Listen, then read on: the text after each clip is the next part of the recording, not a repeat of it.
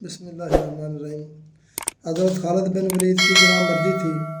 مسلمانوں کے پیم فتوحات کے ایرانی درباریوں کا یہ خوف پیدا ہو گیا کہ کہیں مسلمان تمام ایران پر قابض نہ ہو جائے۔ چنانچہ انہوں نے زبردست مقابلہ کی تیاریاں شروع کر دیں۔ جابجا عظیم شان ایرانی لشکر بڑے ساز و سامان کے ساتھ روانہ کیے گئے۔ مدین کے قریب بجوار میں جس قدر بھی قلعہ جات تھے سب کو محفوظ اور مضبوط کر دیا گیا۔ ہر قلعہ میں کافی فوجیں جمع کر دی گئیں۔ انبار کے قریب عین التمر کا قلعہ تھا۔ یہ نہایت مضبوط اور بڑا وسیع قلعہ تھا۔ اس کی حفاظت کے لیے 24,000 ایرانی لشکر مہران بن بہرام کی متحدی میں موجود تھا۔ مہران نے جب سنا کہ مسلمانوں نے انبار بھی فتح کر لیا ہے تو اسے بڑا فکر ہوا۔ اس نے قرب و جوار کے عیسائی عرب قبائل کو جن میں تغلب وایات وغیرہ شامل تھے لڑائی کے لیے طلب کیا۔ چونکہ یہ سلطنت ایران کے فرمان بردار تھے اس لیے مدد کے لیے اٹھ کھڑے ہوئے۔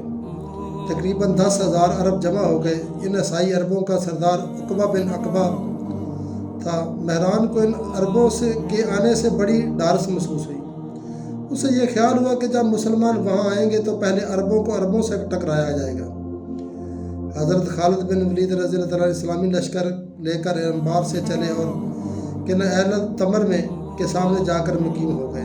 اب مہران نے اپنی ترکیب یعنی عربوں سے عربوں کو لڑانے کا عمل کا کسر شروع کر دیا۔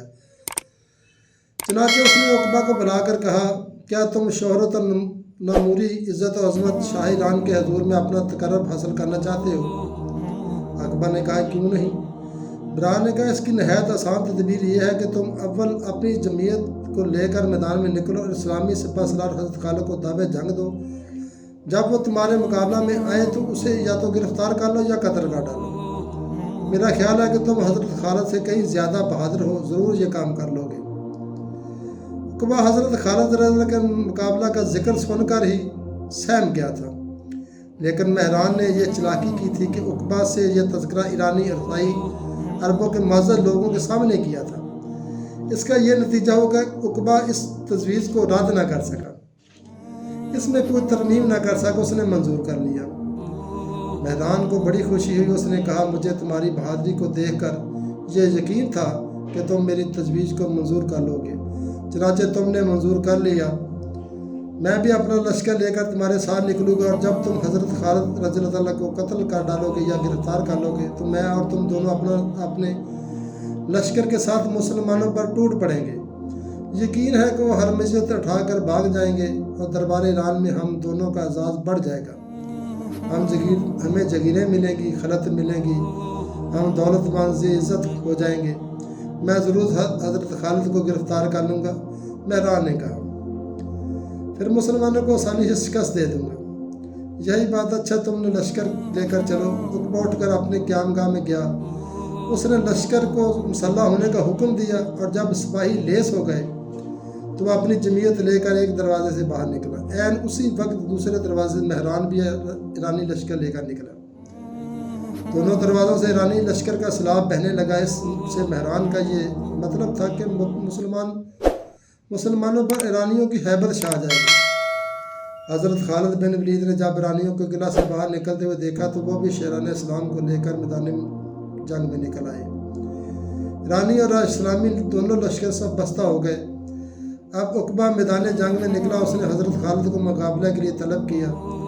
حضرت خالد بن ولید گھوڑا بڑھا کر اس کے سامنے جا پہنچے۔ عقبہ بھاری ڈول کا بڑا لمبا چوڑا شخص تھا۔ حضرت خالد گہرے بدن کے تھے۔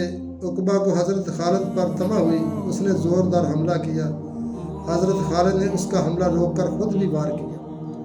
عقبہ نے اس کا وار روک لیا۔ دونوں فتح جنگ کے ماہر تھے، دیر تک ہنر آزمائی کرتے رہے۔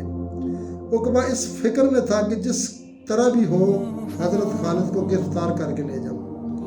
چنانچہ وہ موقع پا کر اس کی تلوار پر وار کرتا تھا تاکہ اس کی تلوار ٹوٹ جائے اور وہ آسانی سے انہیں گرفتار کر لے۔ ایک مرتبہ اس نے تلوار کا وار کیا تو اتفاق سے حضرت خالد کی تلوار اس کے ہاتھ سے چھوٹ کر گر پڑی۔ حضرت خالد نہتے ہو گیا۔ موقع تھا کہ عقبہ بے در بے حملے کر کے حضرت خالد کو مار ڈالتا یا زخمی کر دیتا، لیکن وہ انہیں گرفتار کرنے کی فکر میں تھا۔ चनाचे उसने ये गलती की कि वो अपनी तलवार भी फेंक दी और घोड़ा बढ़ाकर हजरत खालिद से लिपट गया। वो उन्हें शरीर बदन का समझकर ये ख्याल करने लगा था कि इन्हें आसानी से इसके घोड़े से उठाकर खींचकर अपने घोड़े पर उठाकर गिरफ्तार करके ले जाएगा। लेकिन जब हजरत खालिद ने अपनी कलाइयों पर उसकी गिरफ्त अपने आप को छुड़ाने के लिए अपना हाथ डाला तो उकबा को ऐसा मालूम हुआ जैसे लोहे ने उसकी कलाइयों को जकड़ना शुरू कर दिया है। वो हजरत खालिद का पटका पकड़कर इन्हें उठाना चाहता था, लेकिन उसके बहुत ज़्यादा जोर लगाने से हजरत खालिद उससे ना हिले।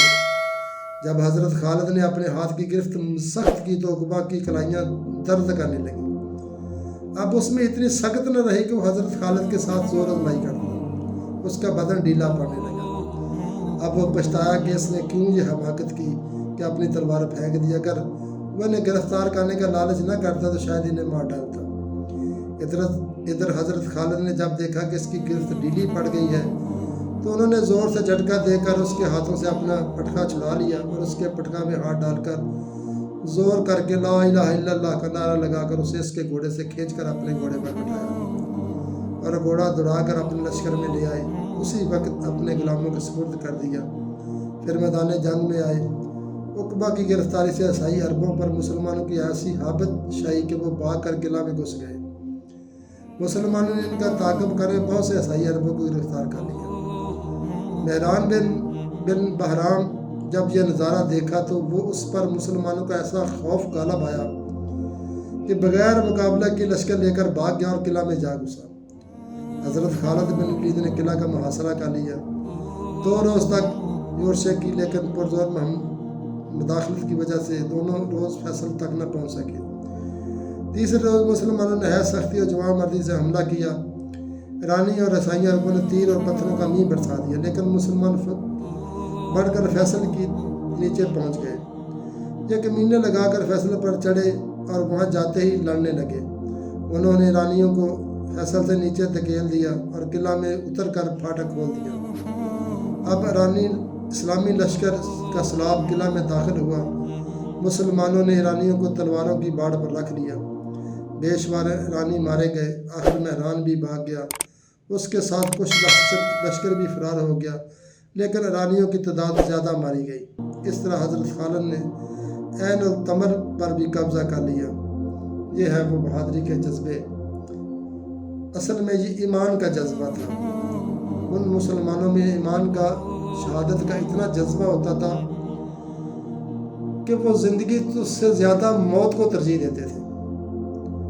तो जब मुसलमान ज़िंदगी से ज़्यादा मौत को तरजीह देता तो फिर मौत भी उससे कांपती है।